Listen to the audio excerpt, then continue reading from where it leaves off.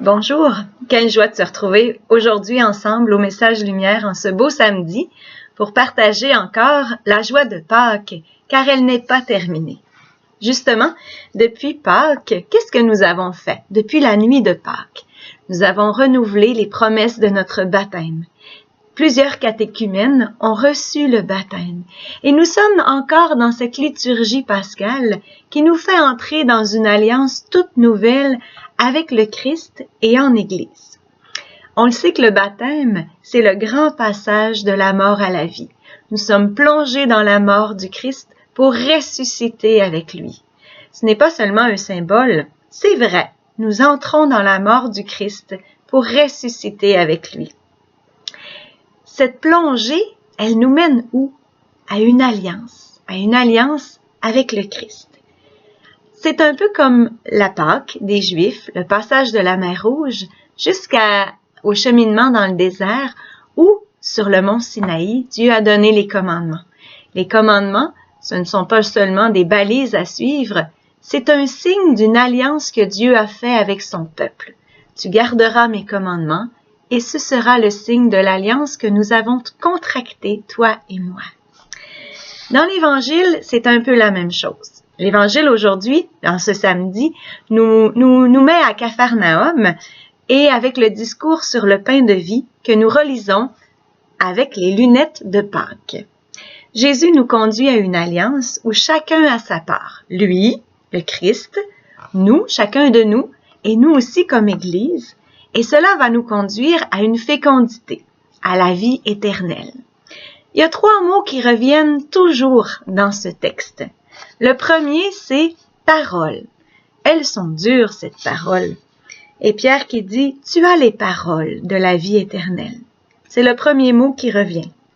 Cette parole, c'est quelqu'un. C'est le Christ, c'est le Verbe fait chair, la parole du Père, qui se révèle vrai Dieu et vrai homme. Le deuxième mot qui revient, c'est croire. Mais il y en a parmi vous qui ne croient pas, dit Jésus. Et Pierre, lui, va répondre, quant à nous, nous croyons. Lui, il dit, nous l'avons la foi. Nous le savons qui tu es le Saint de Dieu. Croire, c'est ma part dans l'alliance. C'est cette foi amoureuse et audacieuse.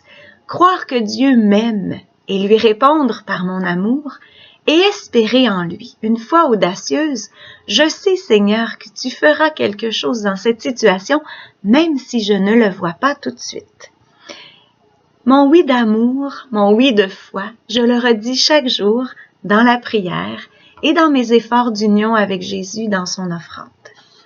Et la conséquence de ces paroles, Jésus, du Verbe, et de moi, de mon effort de croire, bien, ça va jaillir en vie éternelle. C'est un jaillissement toujours nouveau de chaque jour. C'est une fécondité extraordinaire dans notre vie. Et elle commence aujourd'hui. Le Christ, en toi, il veut être fécond. Il veut être amour. Il veut être lumière. Il veut être vie. Il ne te demande qu'une chose, de croire qu'il va le réaliser en toi et de faire les efforts pour cela. Cette vie, elle ne finira jamais, même pas avec la mort. Au contraire, avec la mort, elle sera même achevée au-delà à la résurrection de la chair. Nous l'avons professé aussi dans notre foi. Nous croyons à la vie éternelle et à la résurrection de la chair. Elles sont dures, ces paroles. Pourtant, ce sont les paroles de la vie éternelle. Je pense qu'aujourd'hui, on pourrait redire souvent à Jésus que nous croyons en lui, qu'il est ressuscité d'entre les morts, parce que c'est le cadeau que nous avons à déballer jusqu'à la Pentecôte, en fait, toute notre vie.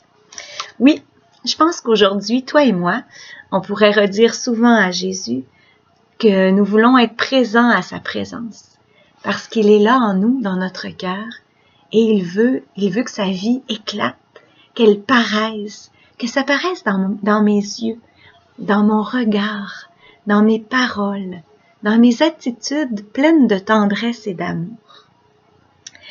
Quand on a de la visite à la maison, on la laisse pas au salon, puis nous, bien, on va aller faire nos courses ou on va aller à la cuisine ou on va descendre au sous-sol. on reste avec notre visite. Jésus, lui, c'est pas juste la visite, il habite dans nos cœurs tout le temps et il veut rester avec toi. Veux-tu aujourd'hui, nous allons nous entraîner à être présents à la présence de Jésus. Je te souhaite une belle journée. Au revoir et à demain.